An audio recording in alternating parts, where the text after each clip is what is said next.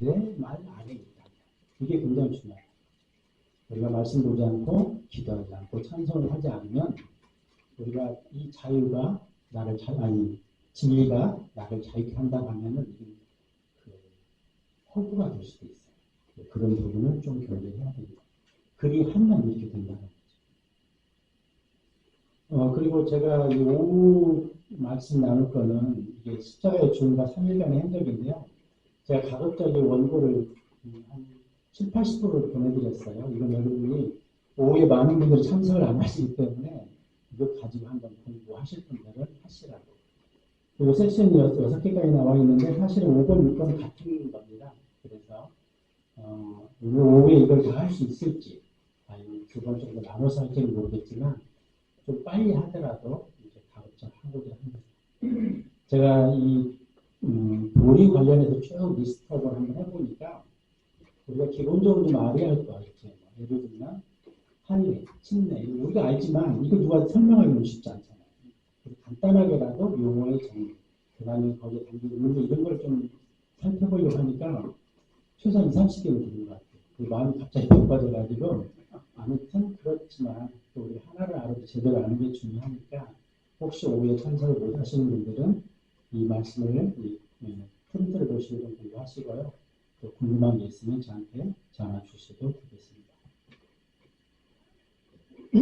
그리고 우리가 제가 좀 이렇게 건의를 드리고 싶은 한 가지가 있는데 혹시 3월부터 우리가 좀 거리설교 같은 거 하면 어떨까 생각이 들어요. 저희가 그 개인 전도를 하든 거리설교를 하면 뭐가 유익이 있냐면요. 내가 막연히 알았다. 그런 그 믿음에 대해서 내가 정말 그걸 더 받아요. 남한테 전할 때, 아니면 선포할 때, 내가 더 그 부분에 더 확신을 갖게 되거든요. 그래서 어떤 공간, 어떤 장소에서 하는 게 좋을지. 처음부터 너무 부담 가지고 하면 안 되기 때문에 할 수 있는 만큼 증거지도 나눠주고, 또 거기에서 설교할 수 있는 분들은 짧게 한 50분이나 이렇게 하고, 그런 시간을 갖는 게 좋지 않을까.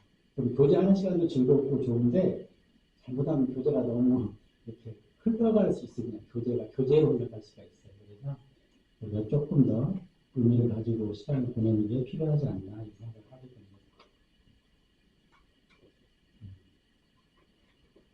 제가 그러면은 마태복음 2장 1절 2절을 우리 같이 한번 읽을까요? 그리고 기도하고 시작하겠습니다. 마태복음 2장 1절 2절입니다. 마태복음 2장 1절 2절 같이 한번 읽을까요? 시작. 이제 예수님께서 헤롯 왕의 날들에 유대의 베들레헴에서 태어나셨을 때 보라 동방에서 지혜로운 사람들이 예루살렘으로 왔으니 말하기를 유대인들의 왕으로 태어나신 그분은 어디에 계시는가? 이는 우리가 동방에서 그분의 별을 보았고 그분께 경배 드리고자 왔기 때문이라 합니다.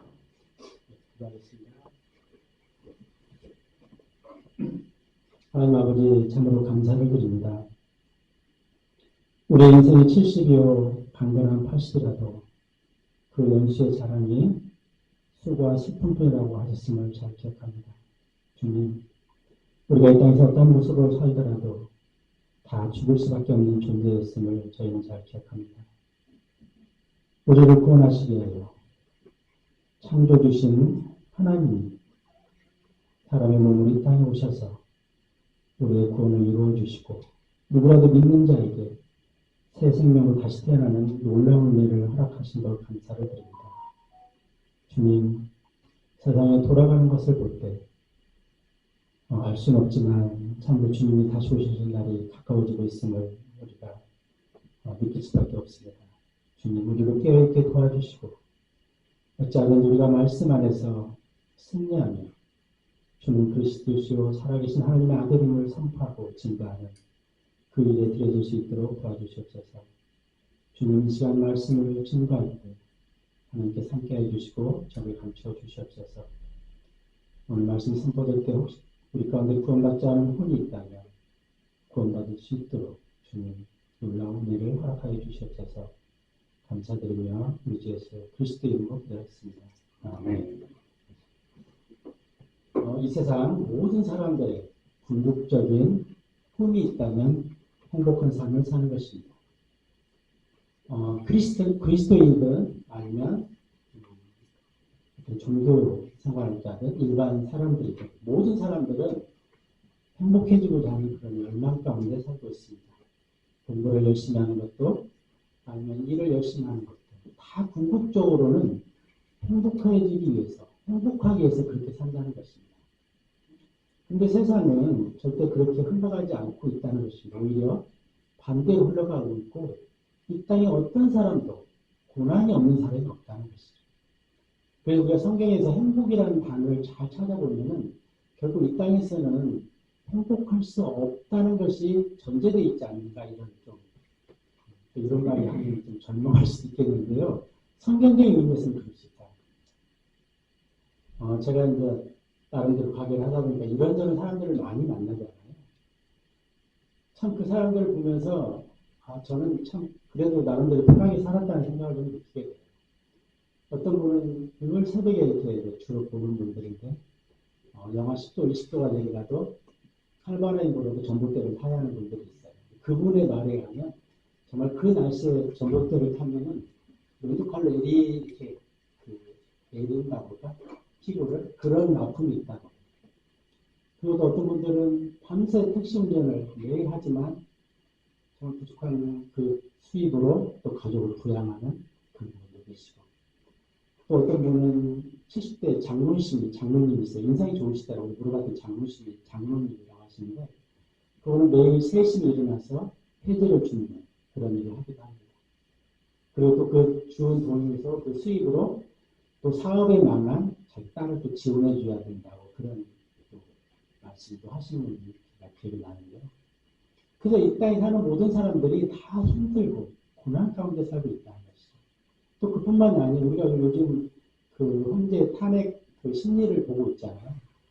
그 공공의 적처럼 되어버린 헌법재판소라든가 아니면 거기에 피고든 원고든 관련자들 심지어 대통령도 요즘 피고가 원고가 돼서 이렇게 와 있는데 평상시 같으면은 그럴 것이 어떤 사람들처럼 보이는 그런 모든 사람들도 알고 보면 그 내면에 들어가 보면 다 아픔이 있다는 것이죠. 고난이 있다는 것이죠. 그런데 인생은 결코 그냥 내 노력을 아무리 많이 한다고 하더라도 그렇게 행복해질 수 있고 평탄하지 않다는 거죠. 이게 이 전제가 뭐니? 이 세상은 이미 망가진 세상이에요. 이 세상은 이미 성경적 의미로 보면은 망할 수밖에 없는 그런 세상이에요. 우리가 그걸 좀 이해를 해야 돼요. 그래서 우리 아이들한테 이런 일을 하면 행복할 수 있고 편하게 살 수 있고 이렇게 가르치면은 좀 잘못 가르치는 것이 될 수 있어요. 오히려 이 세상이 누구나 고생하고 있고 고난이 모든 사람들 이렇게 오자는 실제로 있어요. 세상에 태어난 사람들이 불길에 하늘로 올라가는 것처럼 사실 그 성경에는 고생하려고 태어났다고 해서 마치 태어나는 게 목적이 고생하려고 한 것처럼 잘못 번역이 돼 있어요. 그게 아니라 태어난 사람은 누구나 고생한다. 이걸 전제로 깔고 살면은 그래도 성공합니다. 만족하지 아니하고 귀도 듣는 것으로 채워지지 않아요. 사실은 사람이 힘든 게 내가 어느 정도 누릴 수 있고 사실 어느 정도 쉼을 얻을 수 있는데도 우리의 구조는 여기 보면은 눈은 그다음에 귀는 채워지지 않고 만족할 수 없다. 사람이 많이 가졌어도 늘 사람 마음속에 2% 부족한 허기가 있습니다. 그래서 저 정도 되면 괜찮겠지 하도 자기는 부족한 거예요. 그래서 설령 이재용이라 하더라도 물어보면 나는 여전히 2% 부족하다고 할 겁니다. 만약에 트럼프처럼 미국의 대통령이 돼도 자기는 여전히 2% 부족하다고 할 거라는 것입니다. 그래서 충분히 가졌고 충분히 누려도 이 욕망이 허기를 채우지 못하기 때문에 사람들은 괴로워하고 힘들어한다는 것이죠. 그래서 가졌을 때는 가진 거에서 2%가 부족해서 힘들어하고 그러나 가진 것을 잃게 되면 그때는 내가 누릴 수 있었는데 누리지 못한 것 때문에 또 괴로워한다는 것입니다. 제 친구 중에 제가 한 말씀 드린 것 같은데 갑자기 이제 작년 제가 가을에도 같이 식사를 했어요. 근데 건강한 지는데 위에 암이 생긴 거예요. 그 이 친구가 단톡방에 항상 글을 올리는데 완전히 바뀌었어요. 얘는 부족한 명문이었거든요. 저는 그 뭐라고 그러죠? 시골에 전원주택 하나 사놓고 5도 2천 생활을 하는 그런 친구. 그 다음에 기술자 자격증을 따놔가지고 자기는 노후도 충분히 대비한 친구였어요. 근데 이 친구가 말하는 게 정말 자기한테 간절한 소망이 하나 있는데 그거는 짬뽕 한 줄 먹는 거예요. 지금 뭐 건강을 잃고 이 상황이 되어보니까 다른 거 다 필요 없고 짬뽕 한 그릇 먹고 싶은데 안 된다. 이 친구가 불교 신자인데 저는 어쩌면 이 기회에 구원받게 하려고 하시지 않나 생각도 드는데 엊그저께 단톡방에 뭐라고 써놓는 분이 야 인생이 풀리기에 있을 것 같다. 아무것도 아니니까 그냥 그 상태 현재를 감사하자 이런 말을 올렸어요. 깜짝 놀랐어요. 아니 이거 어떻게 성경 내용적인 구절을 아냐 그랬는데 풀릴 때 있을 것 같다고 자기의 그런 심정들을 기억했더라고요. 그러면서 항암 치료하는 고통도 가끔 오려고 하는데 좀 안타까워요. 사실. 그래서 가장 힘들고 또 건강할 때 또 모르지만 건강을 잃고 나니까 또 너무 힘들고 참 그게 인생이구나 이런 생각을 하게 되었습니다. 그래서 우리가 진작에 조금만 우리 주변을 살펴보면 우리가 사실 가장 힘들어하는 게 비교시 때문에 힘들어하는데 고통 없고 고난 없는 사람이 없다는 것이죠. 나만 특별히 그런 상황이 아니라는 거죠. 그거를 좀 이해하고 나면 좀 우리가 살만하지 않은가요? 그래서 저도 그런 전제를 좀 하고 보니까 뭐 죽기밖에 더 하겠어 이런 생각을 하니까 되게 두렵지는 않아요. 인생 사는 게. 아니, 죽기밖에 더 하겠어요. 죽으면 정말 좋은 데 가는데 그런 생각을 하게 됩니다. 우리가 마태복음 1장에서 한번 들었듯이 18절에 보면은 예수님은 우연히 태어나신 분이 아니에요. 예수님은 분명하게 목적을 가지고 인류의 구원이야. 이런 목적을 가지고 오신 분이 예수님이에요. 예수님은 세상을 우리가 잘 아는 요한복음 3장 12절 이처럼 사랑하사 독생자 예수님을 사람으로 보내서 십자가에 못 박혀 죽게 한 만큼 사랑하셔서 사랑하신 분이라는 거죠. 그래서 예수님은 모든 사람은 우연히 태어날 수 있지만 예수님만은 목적을 가지고 오신 거예요. 모든 사람들이 죄와 지옥의 길로 가는 거기서 구원하기 위해서 오셨다는 거죠. 그래서 우리가 예수님을 통하지 않고는 인생의 답을 찾을 수가 없어요. 사람들이 철학을 하고 다른 종교 생활을 하고 수없이 자기 노력으로 인생에 대한 답을 찾으려고 하지만 예수님 없이 예수님 밖에서는 인생의 답이 없습니다. 그래서 예수님 밖에서 행복하다고 하는 것은 다 거짓말이에요. 사실. 행복할 수 있다면 우리는 그나마 1차적인 조건을 갖춘 사람들이 저희라는 거죠. 계속해서 보면은 이 마태복음 2장은 우리가 좀 누가복음 2장하고 좀 혼란을 겪는 내용이 우리가 주일학교 때 동방박사 세 사람이 상상을 많이 했었잖아요. 마태복음 2장의 시대적 공간적 배경하고 누가복음 2장의 그 배경이 좀 많이 다릅니다. 우리가 좀 혼란을 겪는 경우가 있어요. 누가복음 2장에서는 보면은 구유에 누워있는 아기를 찾아왔어요. 베이비라고 해요. 근데 마태복음 2장은 모친과 함께 있는 영차이. 좀 시간이 좀 흘렀죠. 한두 살 정도. 그 상태라. 그리고 누가복음 2장에서는 베들레헴 인근에 있는 양떼를 지키는 목자들이 찾아왔어요. 그래서 오늘 보면 마태복음 2장에서는 동쪽에서, 동방에서 지혜로운 사람들이 찾아왔다는 것이죠. 그리고 마태복음 2장과 누가복음 2장은 조금 차이가 있습니다. 시간적으로 누가복음 2장보다는 시간이 한 1년 흘른 뒤에 동방에서 지혜자들이 찾아온 내용이라는 것을 기억하면 좋겠습니다.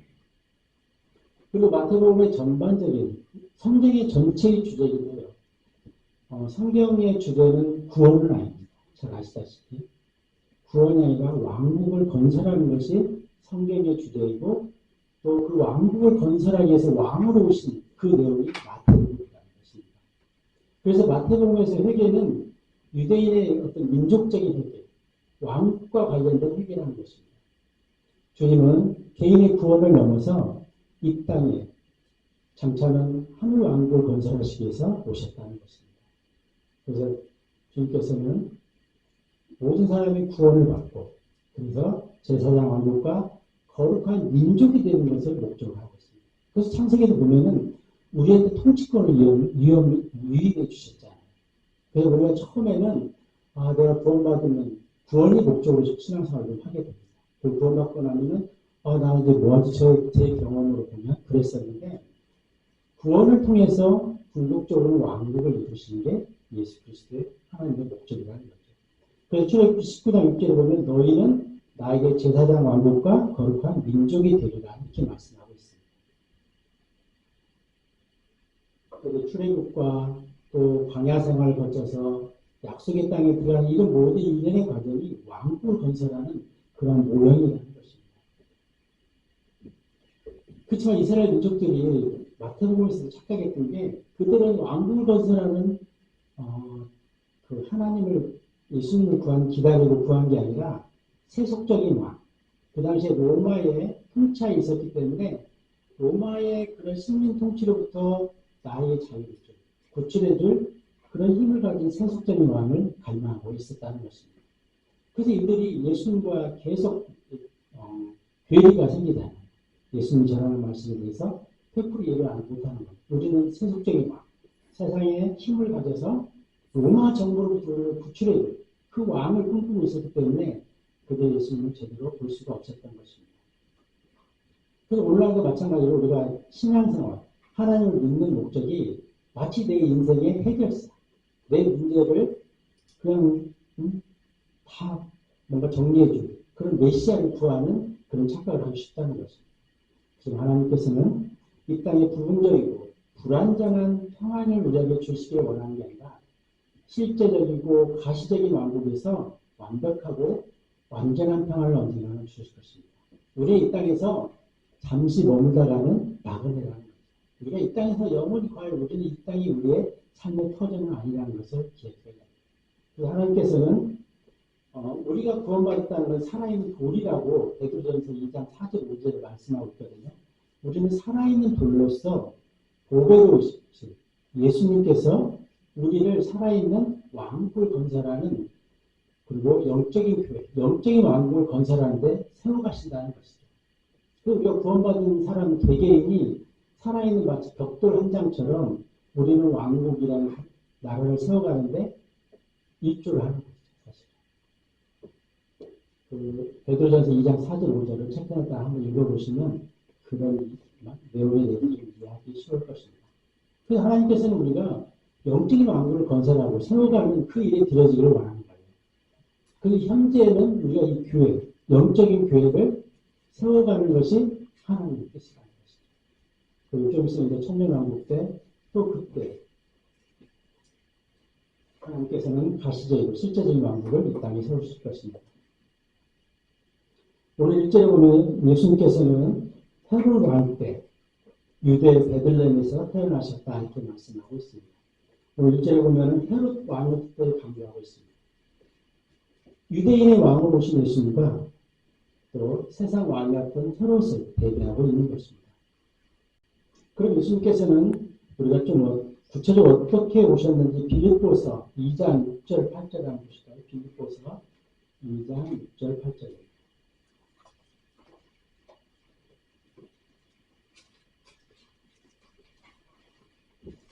7절 8절을 한번 제가 좀 살펴보겠습니다. 빌립보서 2장 7절 8절.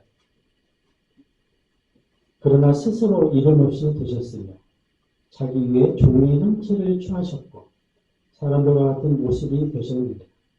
그리고 사람과 같은 모양으로 발견되신 그분께서는 스스로 겸손하시어 죽음 곧 십자가의 죽음에 이르기까지 순종하셨느니라. 여기 7절에 보면은 세 가지를 말씀하고 있어요. 창조주께서 첫 번째는 스스로 이름 없이 되었다는 거죠. 무명한 자가 됐다는 것이죠. 그다음에 두 번째는 자기 위에 종의 형체를 취하셨다는 거죠. 창조자가 창조물을 위해서 종의 형체를 취하셨다는 거죠. 그리고 세 번째는 사람들과 같은 모습이 되셨다는 거죠. 그래서 예수님은 100% 하나님이시면서 100% 사람으로 오신 분입니다. 그리고 8절에 보면 스스로 겸손하시어 죽음, 곧 십자가의 죽음에 이르기까지 순종하셨느니라 이렇게 말씀하고 있습니다. 우리가 죄인일 때 창조 예수님이 먼저 우리를 찾아오신 것입니다. 사실 우리가 아이를 낳아보고 아이를 키우는 사람들은 다 경험하지만 부모의 심정이라는 게 아이를 위해서는 뭐라도 하실 각오가 다들 있잖아요. 그리고 실제로 그렇게 하고 싶어 하잖아요. 그렇다 하더라도 제가 볼 때 예수님의 사랑에는 비교하기 좀 어렵지 않나 생각이 들어요. 저희 아버지가 돌아가셨는데 6.25 참전 용사셨어요. 뭐라고 말씀하시는지 들어요. 전쟁이 나서 막 총알을 빗발치니까 부모가 아이를 안고 가다가 자기도 모르게 아이로 방패삼아 피난 가는 것 같다는 거예요. 그 부모의 사랑이라는 것은 정말 비교할 수 없지만 하나님의 사랑에는 비교가 안 된다는 것이죠. 그래서 우리가 예수님이 이 땅에 완전한 사람으로 오셔서 이렇게 우리를 구원하시기 위해서 자기를 낮출 수 있는 데까지 낮추셔서 종의 형체로서 죽음으로 죽음을 이기신 분이라는 것입니다. 그리고 헤롯은 조금 헤롯에 대해서 살펴보면요. 에돔 출신입니다. 에돔 출신이라는 것은 에서의 후손이라는 거예요. 그 헤롯은 우리가 헤롯을 통해서 두 가지 정도 생각해 볼 수 있는데 하나는 유대인을 통치하기에는 좀 핸디캡 약점이 있어요. 왜? 정통 유대인의 출신이 아니라 에서의 후손이라는 거죠. 그리고 두 번째는 헤롯은 권력욕이 굉장히 강했던 사람이라는 것입니다. 이 당시에 로마 통치하에 있었는데 로마 정부에 이 이스라엘을 통치하는 왕이 되기 위해서 얼마나 많은 노력을 했겠습니까? 근데 헤롯이 굉장히 권력욕이 강한 사람이었고 두 번째는 유대 지역을 통치하기에는 나름대로의 약점, 핸디캡이 있는 사람이었다는 것입니다. 그리고 헤롯은 주전 37년부터 주전 4년까지 이스라엘을 통치했던 그런 왕이었습니다. 그리고 헤롯은 잘 아시다시피 이 건축물에 관심이 많아서 이스라엘 백성들이 수르바벨 성전을 보고 굉장히 마음 아파했거든요. 솔로몬 성전에 대해서 너무 초라한 거에 대해서. 그래서 이 성전을 거의 솔로몬 성전 수준으로 리모델링을 추진했던 왕이기도 합니다. 유대인들의 자기 약점을 커버하기 위해서 환심을 사기 위해서 그런 성전을 재건하려고 했던 왕이기도 합니다. 참고로 말씀드리면 헤롯 왕 이후에 이스라엘 유대 지역이 4개 지역으로 분할돼서 우리가 많이 들어봤던 사분 영조 분 얘기 들어보셨죠? 4개 지역으로 분할돼서 통치하게 됩니다. 하지만 헤롯 왕 이후에 유대 지역은 아켈라오, 우리 구절에 나오는데 그가 이 지역을 통치하는 사분 영주 중에 한 명이 됐어요. 그런데 그 아켈라오가 헤롯 왕 못지않게 폭군이어가지고 유대 지역 사람들이 굉장히 저항 운동을 하고 문제를 많이 일으켰습니다.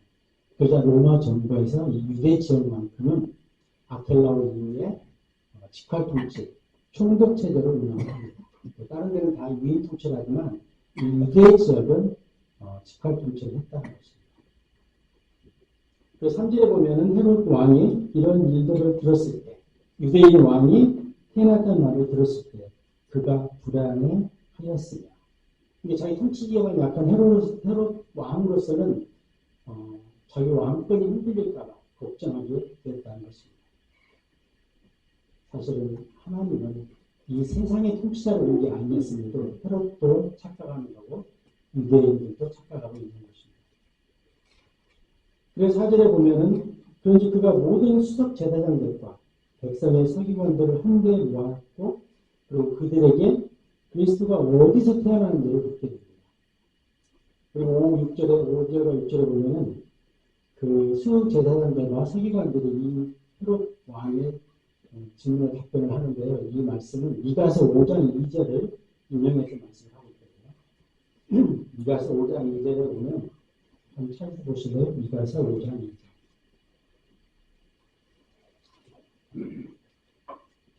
찾으신 분 중에 한번 읽어주실래요? 미가서 5장 2절에. 그러나 너 그들의 맹수하여 유다의 수천 가운데에서 자기 기다리고 실로 너에게서 이스라엘 가운데에서 통치자가 될 자를 나에게로 나아오리라. 그 나아간 길은 여태부터 곧 영원부터 있었고 아니니라. 이 말씀을 인용해서 그 수제자들과 서기관들이 헤롯 왕에게 이렇게 에브라다에서 태어날 거다 이렇게 말하고 있는 것을 보게 됩니다. 근데 인용된 내용을 쭉 보면은요, 그 뒷부분을 빼고 인용을 하거든요. 그 말씀이 보면 애적부터 곧 영원부터 있어 왔느니라. 예수님은 그때 처음으로 태어나신 분, 갑자기 나타나신 분이 아니라 이분 창조 때부터 영원부터 계셨던 분이라는 거죠. 그러니까 수제사장이나 서기관들이 알기는 알았지만 부분적으로 알고 있었던 거예요. 그리고 한편으로는 그들이 어떤 마음의 자세, 태도 같은 걸 좀 볼 수 있어요. 그냥 뭐 태어나신 분 정도로 아는 거지 그분이 영원 전부터 영원까지 계시는 분이라고는 받아들이지 않고 있는 걸 좀 보게 됩니다. 그래서 실제로 보면 헤롯이 그 왕이 될 상, 유대인의 왕으로 온 이 예수라는 사람을 죽이기로 결심했던 것 같아요. 그래서 나도 그에게 경배하기에 그를 만나면 나한테 알려달라 이렇게 말씀하는 걸 볼 수 있습니다. 16절에 보면 헤롯 왕의 그 잔인성이 잘 나타나 있는데요. 16절에 마태복음 2장 16절에 그 뒤에 헤롯이 그 지혜로운 사람들에게 자신이 농락당했음을 알게 되었을 때 그가 극도로 격노하며 사람을 보내었으니 그 지혜로운 사람들에게 그가 열심히 물어보았던 그 시간에 따라 베들레헴과 그곳의 모든 지경들에 있던 2살부터 그 아래에 있는 아이들을 모두 살해하였다. 이렇게 말씀하고 있습니다. 그래서 아마도 헤롯이 시간 계산했을 때 2년 전에 태어난 그 예수님이 2년 정도 됐겠다 생각을 해서 그 2살 이하의 모든 아이들을 다 죽이는 것입니다. 근데 참 인생의 아이러니죠. 헤롯 왕이 이때가 BC 4세기인데 그 명령을 내려 그 아이들을 죽이고 그 해도 못 넘기고 그 해에 중병으로 죽게 됩니다. 영원한 통치를 꿈꿨지만 그는 그 해도 살지 못했다는 것입니다. 우리 모두가 기억해야 할 것은 우리가 우리 삶을 살 때는 내가 삶의 주인이라고 생각하기 쉬워요. 내가 내 호흡의 주인이구나, 숨의 주인이구나 생각하기 쉬운데 이사야서 2장 22절에 보면 호흡의 생명이 그 사람 콧구멍에 있다고 했어요. 그러니까 호흡이 멈추면 그 사람은 더 이상 살지 못한다는 거죠. 에레미야 10장 23절도 한번 좀 보실래요? 에레미야 10장 23절.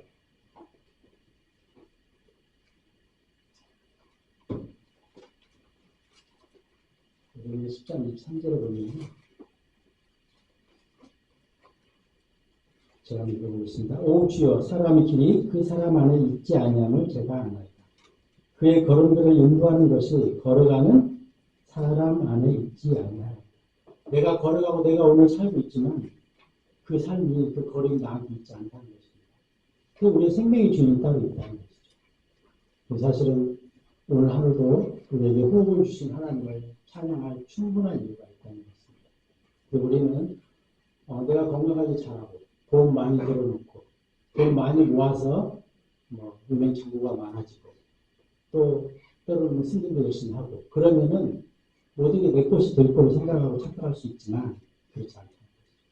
내 발걸음을 내가 걷는 게 아니라 발걸음의 주인이 생명의 주인이 따로 있다는 것입니다. 아멘인가요? 네. 우리 세상 사람들은 절대로 그렇지 않아요. 내가 돈 잘 들어놓고 좋은 음식 많이 먹고 열심히 잘 건강하게 하면 천년만년. 지금 세상은 거의 하이브리드 인간을 추종해서 잘못된 것은 갈아치워서 영원이라도 살 것처럼 착각하는 세상이 되어 있습니다. 그렇지 않다는 거죠. 9절 10절을 계속해서 1절까지 계속해서 보면요. 9절에 보시겠습니다. 그들이 왕의 말을 듣고 난 후에 그들은 출발하여 있는데 보라. 동방에서 그들이 보았던 그 별, 곧 그것이 그 어린아이가 있던 곳에 도달하여 설득가는 그들을 앞세웠다. 특별한 별의 인도함을 받았던 동방에서 온 지혜자들이 이제 별이 안내한 그 집 앞에 도착한 것입니다. 그리고 그 동방의 지혜자들은 계속해서 보면은 그들이 예수님을 만났을 때 황금과 유향과 몰약으로 예수님을 경배하는 것을 보게 됩니다. 황금은 왕으로 오신 예수님을 상징하는 것이고 유향은 분향재단을 섬기는 제사장이신 예수님을 드러내기도 합니다. 그리고 쓴 향수인 몰약은 장차 십자가에서 돌아가신 인류의 모든 죄를 짊어지고 돌아가신 예수님을 나타내기도 했습니다. 그래서 제자들은 동방에서 왔다고 이렇게 되어 있고 동방이라는 것에 대한 설명은 없는데요. 학자들이 유추하기를 메소포타미아, 바벨론 그쪽 지역에서 거의 2년을 걸어왔던 그래도 약 1600km 정도 떨어진 먼 곳에서 왔다는 것입니다. 제 생각에는 아마도 바벨론 포로 시절에 혹시 유대인들로서 그 땅에 정착한 사람들이 아닐까 그런 생각이 좀 들게 돼요. 그래서 이 사람들은 먼 길을 그 다음에 세계의 그 황금과 유황과 몰약을 가지고 그렇게 찾아왔다는 것이죠.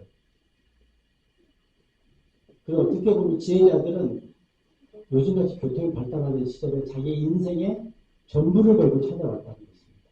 그리고 그들이 가장 귀하게 생각했던 것들을 예수님께 드려서 경배하는 것을 보게 됩니다. 이게 우리가 이게 평상시에 예수님을 예배드리고 경배할 때는 피곤하고 볼 때 하루 쉬고도 싶고 그럴 때가 있어요, 사실은. 근데 정말 내가 불가한 어떤 환경이 돼서 경배드릴 수 없을 때는 정말 마음의 중심 흔들리게 되게 됩니다. 같은 예배드리는 그 형제 중에 한 분이 갑자기 편차기라는 진단을 받았어요. 그 형제가 병원에서 문자로 가장 안타까운 게 정말 경배드리는 하나님과 같이 형제들과 같이 예배드리던 그 시간이 너무 그립다는 거예요. 그때는 그거에 대한 감상을 몰랐는데 자기 예배를 드릴 수 없고 일단 병원에 입원해 있다 보니까 그 시간이 너무 소중했다고 그런 고백을 하는 걸 들었습니다. 우리가 아까도 말씀드렸지만 감사할 수 있는 게 충분히 있을 때는 그걸 놓치고 살아요. 그걸 잃게 되면 그때 생각하게 되면 조금 늦었다는 것이죠. 그래서 마태복음 2장 전반부에 보면은 우리는 세 부류의 사람을 만날 수 있습니다. 첫 번째는 동방의 지혜자.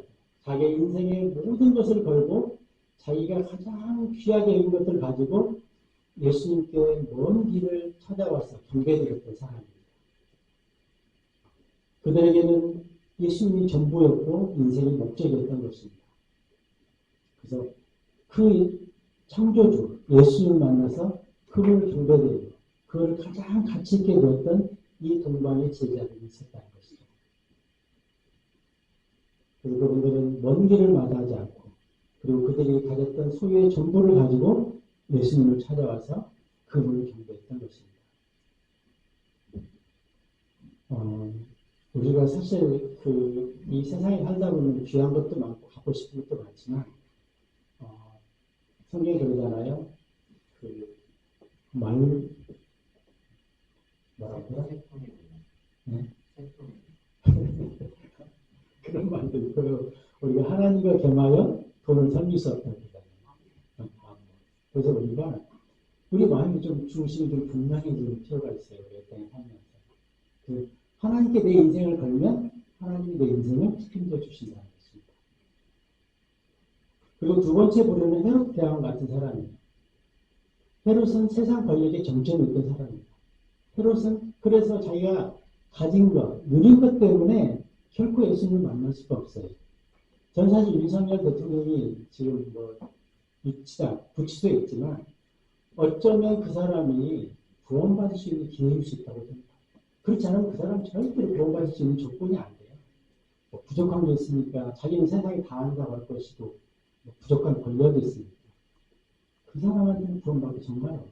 그렇지만 이번에 인생이 내 뜻대로 되는 게 아니구나 하는 걸 처음으로 알았을 거라는 겁니다.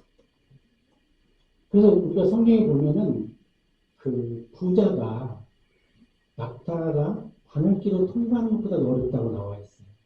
그럼 우리가 거기서 부자라고 할 때, 돈 많은 부자를 얘기하나 보다 이렇게 생각할 수도 있고 그렇지는 않아요. 부자일 수도 있고, 그 다음에 정말 세상 지식을 다 가지고 있는 학자일 수도 있고, 세상 권력을 다 가진 권력자일 수도 있고, 또 인기를 누리는 인기 연예인일 수도 있어요. 그런 사람은 절대로 겸손해지기 어렵다는 거죠. 그런 사람들은 제가 봐도 하나님 없이도 충분히 살 수 있고, 정말 충분히 행복할 수 있고 누릴 수 있는데 하나님을 찾을까요? 결코 그렇게 쉽지 않다는 것입니다. 그래서 우리가 김정은, 시진핑, 푸틴을 미워해서 미워하는 게 아니라 그들은 절대로 하나님 만날 수가 없는 사람. 하나님을 인정하는 순간 그들은 삶이 바뀌어야 되는데 그게 될 수가 없는 거예요. 그들은 성경이 말하는 마태복음 19장에 말하는 그 부자의 전형적인 인물들이에요. 헤롯 왕도 마찬가지예요. 유대인 왕으로서 내가 그 권력을 유지하려고 하는 한은 절대로 예수님을 만날 수 없다는 것입니다. 오히려 더 올라가고 더 가지고 더 누려야 내가 행복할 수 있다. 이 생각을 하는 거지. 아, 내가 행복의 근원이 이게 아니구나. 정말 하나님한테만 있다는 걸 생각하기 어렵다는 것이죠. 헤롯은 사실은 더 많은 왕권을 가지고 더 오래 누리고 싶었지만 그 해도 살지 못하고 죽었어요. 참 그게 인생의 아이러니죠. 그 성경에 보면은 그 헤롯이 BC 4년에 죽었다고 하면은 아마도 예수님은 BC 6년경에 태어나신 게 맞지 않나 이 생각이 들거든요. 그러니까 처음으로 BC와 AD를 나눈 그 역사의 주전과 주를 나눈 게 아마 6세기부터 시작된 것 같아요. 그때 날짜 계산할 때 연도 계산할 때 조금 오류가 있었지 않았나 이 생각이 듭니다. 그리고 세 번째 부류는 여기에 나오는 수제사장이나 서기관들 같은 사람이라는 것이죠. 이분들은 헤롯이 예수님이 어디서 태어나고 했냐고 물었을 때 구약에 미가서 그런 내용들을 들어서 바로 답변하는 걸 보게 돼요. 근데 이때 수제장이나 그 서기관들은 예수 그리스도를 하나님을 머리로 알았지 믿지는 않았다는 것이죠. 오히려 이들은 그 유대 사회에서 지도자가 되고 성경적인 지식을 가지고 그 유대 사회에서 지식인으로서 유대인들의 리더가 되는 게 그들의 목표였지 예수님을 진정으로 믿는 그런 사람들은 아니었다는 것입니다. 그들의 삶의 수단이었고 방편이었지 예수님의 삶의 목적은 아니었다는 것이죠. 오늘날로 말하면 이단 사이비 종교 지도자나 아니면 좀 사꾼 목사나 아니면 비성경적인 출판사 같은 데로 해당될 수 있다. 예수님에 대해서는 잘 알지만 그들이 그의 삶에는 전혀 영향을 주지 못하고 있다는 것입니다. 오늘날 우리가 보면은 예수 그리스도, 예수님에 관해서는 잘 알지만 예수님은 잘 모르는 분들이 너무 많다는 것이죠. 그래서 제가 사실은 이 신학 관련 서적 읽는 거를 제가 자꾸 배제하는 이유가 우리는 하나님께서 직접 기록해 놓으신 성경이 있는데 성경과 관련된 어떤 신학자들의 의견이나 예수님에 관해서 써놓은 책에 대해서 그렇게 우리가 내몰릴 필요는 없지 않는가. 물론 김영기 목사님처럼 신학서적을 많이 읽으면 거기서 좋은 내용을 뽑아서 여러 재료를 쓸 수는 있지만은 우리가 그렇게 시간이 많지 않고 그렇게 많은 책을 읽지 않으면은 옥석을 가리기가 쉽지 않다. 그래서 우리는 성경을 좀 많이 읽는 게 직접 예수님이 써놓은 말씀, 예수님을 기록해 놓은 말씀을 직접 우리가 대하는 게 훨씬 더 중요하다. 그래서 예수님에 관해서 써놓은 그런 자료가 아니라 예수님에 대해서 직접 아는 게 훨씬 중요하다는 것이죠. 그 저는 항상 우리 주보리가 뒤에 우리 목사님이 써놓는 거에 좀 부담스러워요.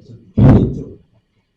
근데 그렇게 책을 많이 읽어서 목석을 가지고 거기서 좋은 소스들을 뽑아서 하는 것은 나쁘지 않다고 생각합니다. 그래서 오늘날 많은 사람들이 성경에 대한 지식이 넘치는데 예수님에 대해서는 잘 몰라요. 예수님과 나와 직접적인 관련이 별로 없이 판다는 것입니다. 우리가 유튜브에 들어가면은 정말로 예수님과 관련된 수많은 자료들, 성경 같은 공부의 소스들이 많이 있지만 나에게 직접적인 영향을 주지 않는다면 우리가 조금 방향을 바꿔야 된다는 것입니다. 제가 그래서 이제 CBS 같은 경우나 대형교회 목사님들 설교 들어보면 좀 안타까울 때가 있어요. 그분들이 예수님을 전하는 게 아니라 내가 어떤 책을 읽었더니 이러하더라. 어떤 신학 유명한 지도자가 이런 말을 하더라. 그건 필요가 없다. 예수님이 어떻게 말씀하시는가. 성경이 어떻게 기록되어 있는지 그게 훨씬 중요하다. 신명을 거론하는 좀 그렇지만 아주 유명한 김기 어떤 분이 있어요. 굉장히 그 책도 많이 읽었고 철학적이더라고요. 근데 너무 세상에 잡다한 지식들을 가지고 성경을 이렇게 비교해서 말씀하는데 그럴 필요 없다. 우리는 직접적으로 하나님 말씀을 다이렉트로 듣는 게 훨씬 효과적이고 나한테 와 닿는다는 것입니다. 굳이 세상에 잡다한 세상 지식과 그걸 믹스시켜서 볼 필요가 없다는 것이죠. 그래서 베드로전서 4장 11절에 보면요. 베드로전서 4장 11절에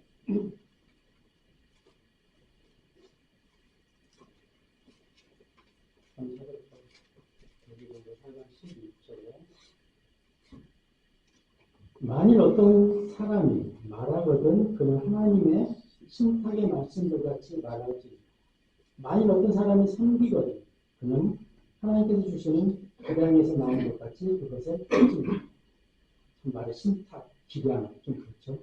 이게 하나님의 말씀을 하라는 거예요, 한마디로 말하면. 그리고 기량은 하나님이 주신 능력을 하라는 거예요. 우리가 믿음도 예수 그리스도의 믿음으로 우리가 하는 것, 내 믿음이 아니에요. 그래서 우리가 부득불 자랑할 것이 없다고 바울이 늘 말하는 게, 내 능력으로 말씀을 선포하고 내 능력으로 사람을 섬기는 게 아니기 때문에, 그래서 부득불 자랑할 게 없다는 거죠. 우리가 내 힘으로 하면 쉽게 지칩니다. 우리가 성경을 읽을 때, 말씀을 읽었는데 이것도 지켜야 되는구나, 이것은 또 이렇게 해서, 그렇게 하면 성경을 지쳐서 못 봐요. 그냥 그 말씀을, 어린아이가 음식을 먹으면 음식이 자라게 하듯이 우리가 말씀을 계속 먹으면 그 말씀이 나를 자라게 하는 거예요. 이걸 내가 어떻게 소화시킬까? 이걸 내가 어떻게 분해해서 내 영양분을 이럴 필요 없어요. 내 마음을 열고 성경을 꾸준히 읽어가면 그 말씀이 나의 영양분이 되고 나를 성장하게 한다는 거죠. 결국 내 힘으로 하는 게 아니라는 거죠. 하나님이. 그래서 베드로 4장 11절에 하나님이 주신 말씀으로 선포하는 거예요. 내가 이걸 가공할 필요가 없다. 그 다음에 내가 섬길 수 있는 능력을 하나님 주셨으니까 그 능력만큼에서 내가 하면 된다. 내가 막 이거를 과하게 해서 사람들한테 좀 잘 보여야지. 내가 이렇게 해서 그러면 사람들이 나를 조금 더 높게 봐주지 않을까? 그럴 필요 없다. 하나님 앞에서 하나님이 주시는 능력으로, 그 다음에 하나님의 말씀으로 그렇게 하면 됩니다. 이걸 굳이 가공할 필요 없고 이거를 세상 지식과 믹스시킬 필요가 없다는 것입니다.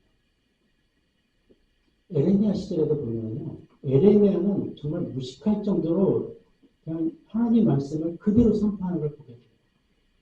마지막에 에레미야는 유다가 망해가는 그 선지자 있잖아요. 망해갈 때 선지자일 때 왕이 물어요.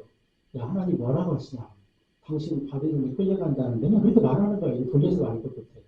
근데 거짓 선지자들은 아니다. 우리가 2년 안에 다시 회복할 것이다. 절대로 바벨론에 망할 거 아니다. 귀에 듣기 좋은 달콤한 말들을 했어요. 그렇지만 그건 다 거짓으로 증명이 되잖아요. 그래서 우리가 굳이 말씀, 그렇다고 해서 막 이거를 감정을 거슬리게 하면 안 되겠죠. 거리 설교할 때 그래도 아직은 기회가 있다고 생각해요. 왜? 사실은 지나가는 사람들 다수한테 당신은 죄인이라고 선포하잖아요. 그래도 지나가는 사람 누가 와서 막 삿대질하면 네가 뭔데 나한테 죄인이라고 이렇게 따진 사람 아직 없잖아요. 이 복음의 문이 닫히기 전에 우리가 기회 있을 때 복음을 전해야 되지 않나 생각하게 됩니다. 그래서 우리가 어차피 이 세상은 망하는 세상이고 세상의 모든 사람은 죄인이고 그래서 지옥의 형벌, 심판을 받을 수밖에 없는 존재인데 그걸 돌려서 아무리 가만히슬로 설명한다고 한들 그분이 돌아오지 않는다는 거예요.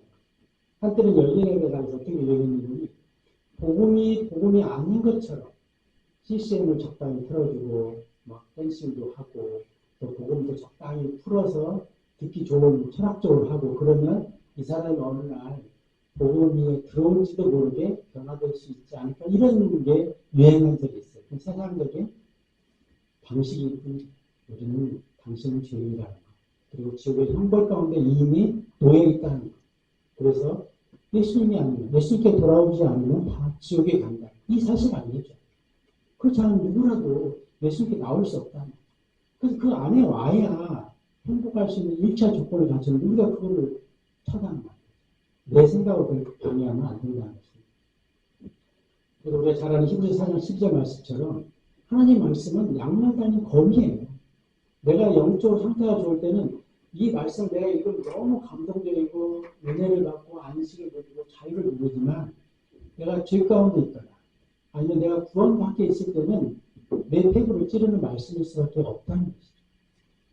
그래서 하나님께서 그렇게 기록해 놓은 말씀을 내가 그거를 적당히 완화시켜서 말씀할 준비할 필요는 없다는 것입니다. 그래서 저는 여러분들에게 묻고 싶어요. 혹시 역사의 주전 BC와 AD가 있었듯이 여러분들의 삶 속에서 BC와 AD의 그런 기준적인 그런 구분이 있었냐는 거죠. 그런 때가 있었냐는 거죠. BC라는 것은 우리가 영어로 Before Christ, 예수님이 태어나기 전이라는 의미고 AD는 이거 영어가 아니고 라틴어예요.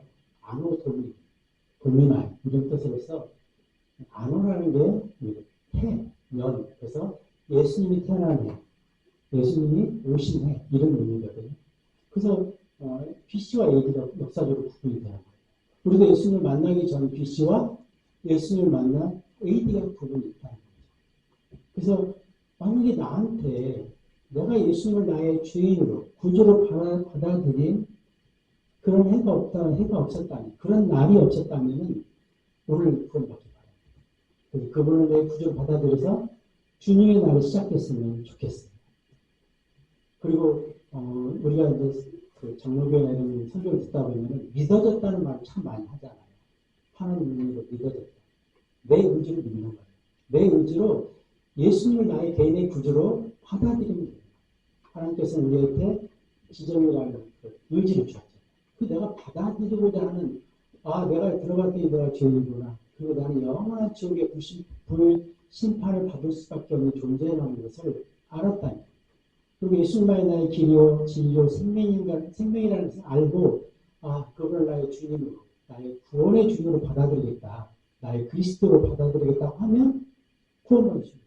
이게 너무나 간단하다는 거죠.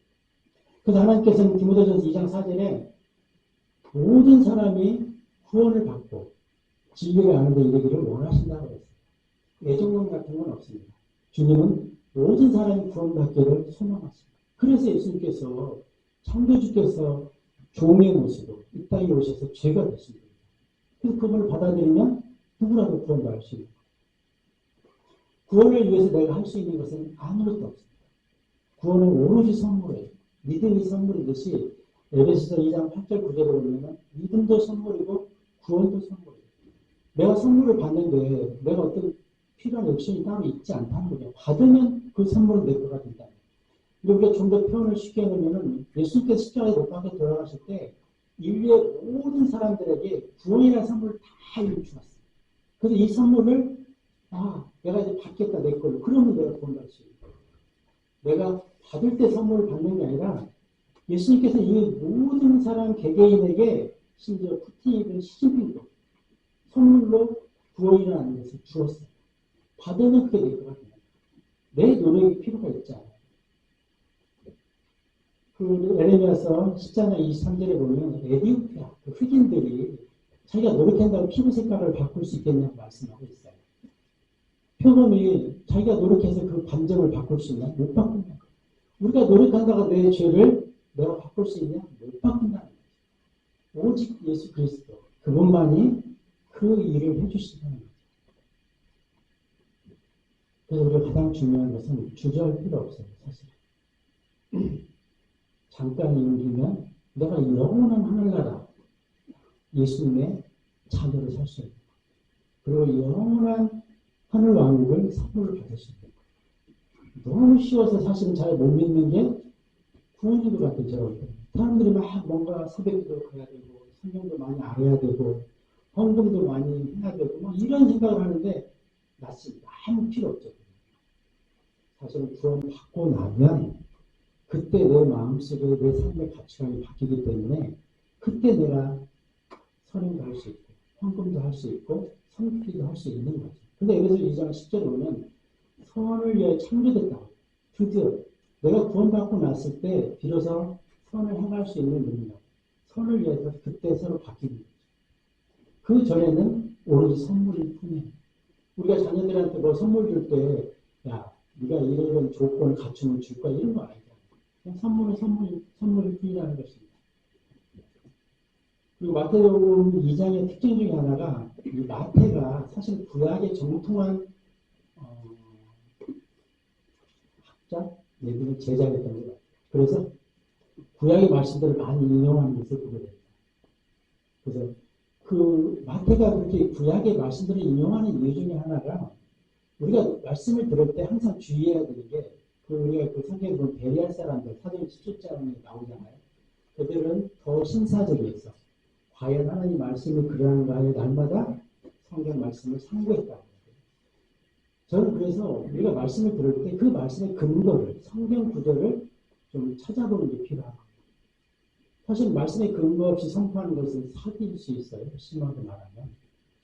그래서 만약에 네가 헌금을 정말 이번에 건축하는데 뭐 힘에 붙이도록 하나님께서 복을 주시고 가족의 구원을 이루어주고 이런 걸 거짓말할 수 있다. 그래서 우리가 말씀에 근거하지 않은 모든 말씀은 우리가 경계해야 된다는 거죠. 사실 이단 사이비가 다 그런 쪽에서 흘러가는 거 아닌가요? 그래서 우리가 이 성경 말씀이 뭐 두껍다면 두껍고 얇다면 얇은데 이 말씀의 근거를 가지고 누가 예를 들어 어떤 말씀을 하면은 아 형제님 아니면 목사님 그 말씀의 구절이 어떤데 어디에 있죠? 혼자 찾아보고 앞뒤 문맥을 또 보면서 아 그 말씀을 바르게 적용하고 있는지를 우리가 찾아볼 필요가 있다는 거죠.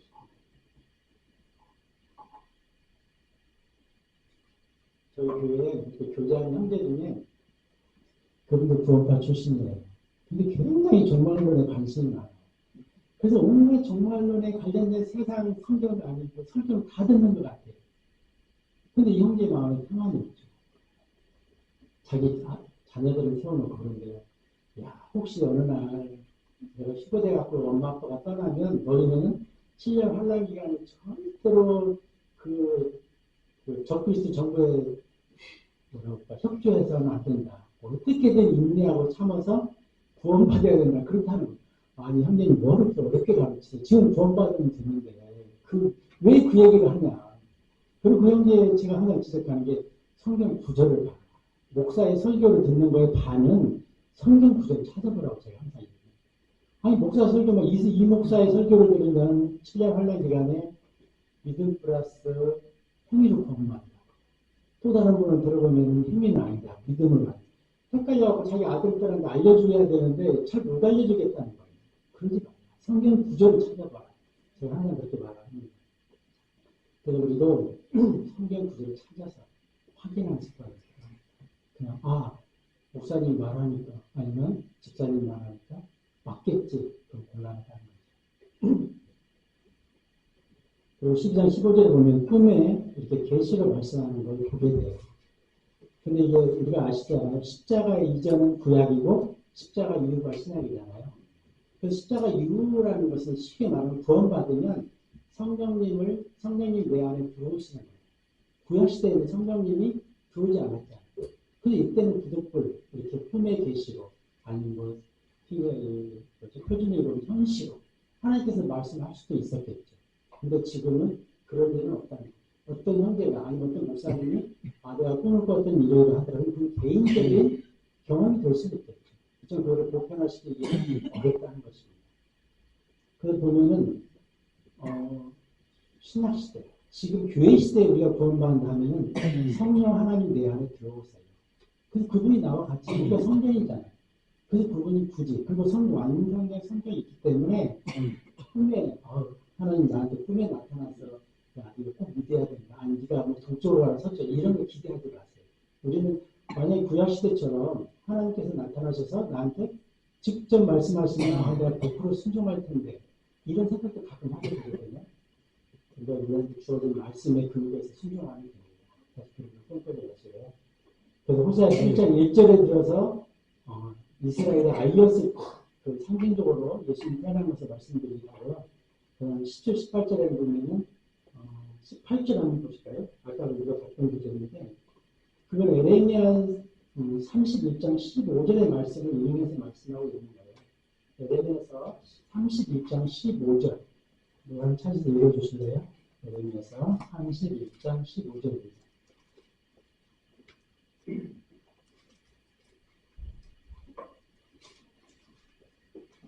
주가 이같이 말하노라. 한 음성이 라마에서 들려왔으나니 애통하며 쓰라린 울음이라.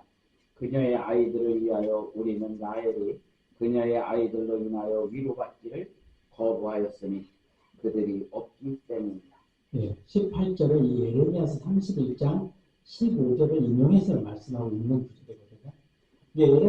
에레미야서는 마태복음이 기록되기 약 600년 전에 기록되었어요. 우리가 보통 어떤 걸 예언하고 그 예언이 성취되는 문자적으로 예언했는데 그게 사실적으로 문자적으로 성취되는 것을 일상 종교에서는 볼 수 없거든요.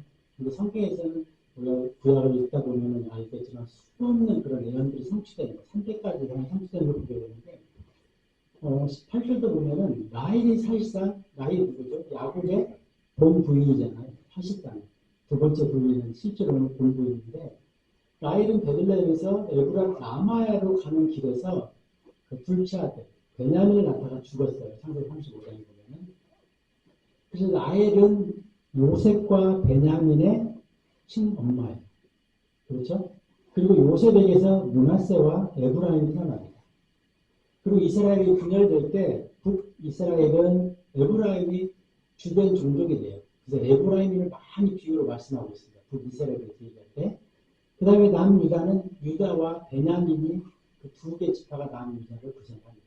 그래서 라헬의 입장에서 보면은 북이스라엘, 그러니까 요셉의 아들인 에브라임이 주축이 됐던 10개 지파 북이스라엘이나 남유다, 베냐민이 속해 있는 남유다나 다 이스라엘은 라헬의 입장에서는 자기의 자녀들입니다. 그래서 남북 왕조가 북이스라엘은 아시리아에 몇 년에 망하죠? 722년에 망하죠. 그 다음에 남유다는 바벨론에 586년에 망합니다. 그랬을 때 남북이 다, 내 자녀들이 다 더 이상 존재하지 않는 것 때문에 그 라헬이, 이건 비유적인 표현이지만 애곡하고 슬퍼했다는 것입니다.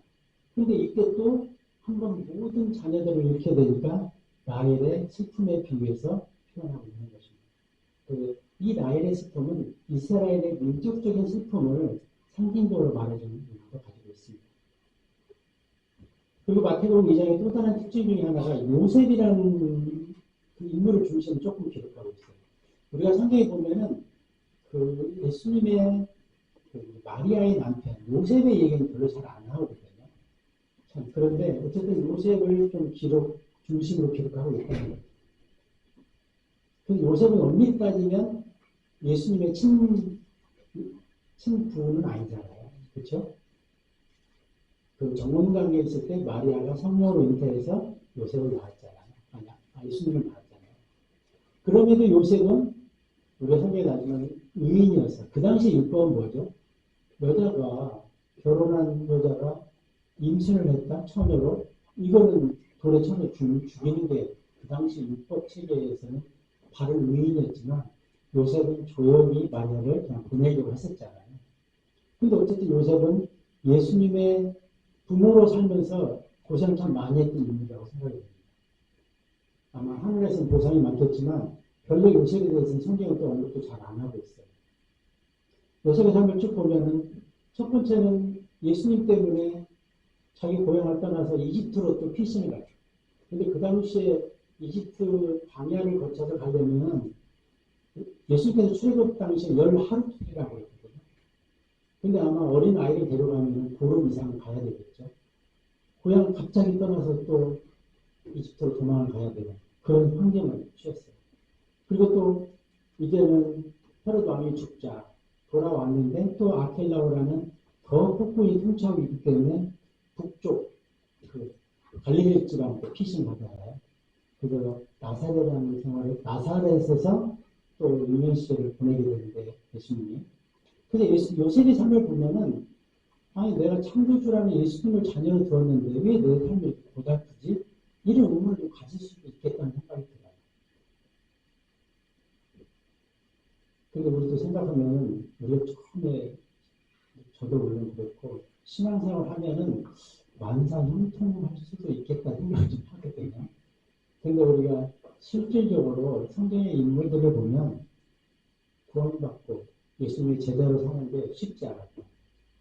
그래서 우리도 계속 똑같은 말을 반복하지만 우리는 이 땅의 삶에서 삶의 주 메인이 아니기 때문에 우리가 이 땅에서 구원받았다 하더라도 어떻게 보면 세상 사람들보다도 더 갈등할 수 있어요. 더 고생할 수도 있죠. 왜 우리는 세상에 속해 있는데 가치관은 하늘 왕국의 백성의 가치관으로 살아야 되니까 더 갈등할 수 있다는 것이죠. 근데 우리가 그럼에도 요셉도 이랬고 예수님은 오히려 요셉의 고난은 곧 예수님의 고난이에요. 요셉이 고난받았다는 것은 똑같이 요셉의 자녀로 살았던 예수님에게는 더 큰 고난일 수 있죠. 예수님은 창조주신데 그분의 삶을 한번 간단히 우리가 리뷰해보면 그분은 정말 추운 겨울에 구유에서 태어났잖아요. 10월달. 우리 중에 혹시 외양간에서 태어나신 분 계신가요? 그리고 태어나자마자 이집트로 도피 생활을 떠났어요. 그리고 다시 돌아와서 고향을 떠나서 나사렛에서 자라게 됐다는 거죠. 그리고 예수님 늘 말씀하셨지만 나는 머리둘 곳도 없다고 이렇게 말했습니다. 우리는 아파트 평수 늘리기 바쁘지만 예수님 이 땅에서 머리둘 것도 없이 살았다는 거죠. 그리고 예수님이 얼마나 고생을 많이 하셨으면 30에 돌아가셨는데 30대에 50같이 보여서 내가 50도 안 된 내가 뭐라고 하느냐 이렇게 핀잔받는 게 있거든요. 고생을 막 우리는 요즘 막 돈 많이 벌려고 막 노력들 하시고 보톡스도 넣고 하는데 예수님은 30에 50처럼 보였던 사람이에요. 그리고 죄가 없으신 분이 죄가 대해서 십자가, 정말 그 당시 십자가 처형에 가면은 중개인들을 처벌하는 곳이잖아요. 저 같은 십자가 못 박힌 사람이 상상할 수 없을 것 같아요. 그렇게 돌아가셨다는 거죠. 그래서 예수님은 태어나셔서 돌아가실 때까지 인류의 죄 구속을 위해서 완전히 자기가 망가질 대로 망가진 삶을 살았던 거예요. 이 세상이 그만큼 망가진 세상이라는 거죠. 만약에 우리가 탄광촌에 산다고 생각을 해보세요. 탄광촌에 사는데 나는 탄값의 영향을 전혀 안 받고 살겠다면 그건 거짓말이에요. 우리가 죄와 어그러지고 망가진 세상에 살면서 나는 그런 세상과 관계없이 나는 행복할 거야. 나는 안식을 누리고 평안하게 살 때 하면은 거짓말일 수밖에 없다는 것이죠. 이 세상에 살면 힘들 수밖에 없습니다. 시간 문제도 많이 하고 있어요. 제가 정리하고 끝내겠습니다. 도저히 안 되겠네요. 그래서 우리 자녀들한테 사실은 세상은 힘들다는 걸 좀 알려줄 필요가 있어요. 세상은 어차피 힘든 거야. 그럼에도 예수님을 만나면 그 안에서 안식을 누릴 수 있고 평안을 누릴 수 있고 자유할 수 있다는 걸 가르쳐주는 게 사실은 진짜 믿음으로 성장하게 하는 것입니다. 그리고 더 중요한 것은 어렸을 때부터 믿음 안에서 성장하는 거예요. 그래서 하나님을 경험하면서 자라는 게 이게 가장 큰 유산이라고. 우리가 돈 많이 물려주고 건강을 물려줄 수도 있지만 그게 그 자녀들의 삶을 보장해 줄 수가 없어요. 물건이라는 게 돈이라는 게 건강이라는 게 오늘 있다고 내일 잃어버릴 수도 있잖아요. 그래서 이 세상은 죄로 망가진 세상입니다. 그래서 우리가 아무리 내가 노력을 열심히 한다 하더라도 안 될 수도 있다는 거예요. 러시아 우크라이나 전쟁 보세요. 푸틴이라는 한 사람 망가진 사람 때문에 현재 100만 명 이상이 죽거나 부상당했다고 그래요. 자기들 너 죄 있나? 자기 열심히 사는 죄밖에 없는데 푸틴이라는 한 사람 때문에 100만 명이나 그렇게 희생을 당하고 있다는 거죠. 이 세상이 그런 세상입니다. 안 되겠어요. 그냥 제가 오늘은 정말 빨리 끝내려고 간단히 했는데도 안 됩니다. 우리가 고린도후서 4장 16절, 17절을 찾아서 한번 같이 읽고 마치도록 하겠습니다. 고린도후서 4장 16절, 17절. 고린도후서 4장 16절, 17절. 같이 읽겠습니다. 시작. 까닭에 우리가 낙심하지 아니하노라. 오히려 우리의 겉사람은 낡아지나 그럼에도 속사람은 날마다 새롭게 되는도다. 이는 한순간에 불과한 우리의 가벼운 고난이 우리를 위하여 훨씬 더 월등하고 영존하는 영광의 중량을 일으키기 때문이다. 예수님의 고난에 대한 가벼운 고난이라고 기도하고 마치겠습니다.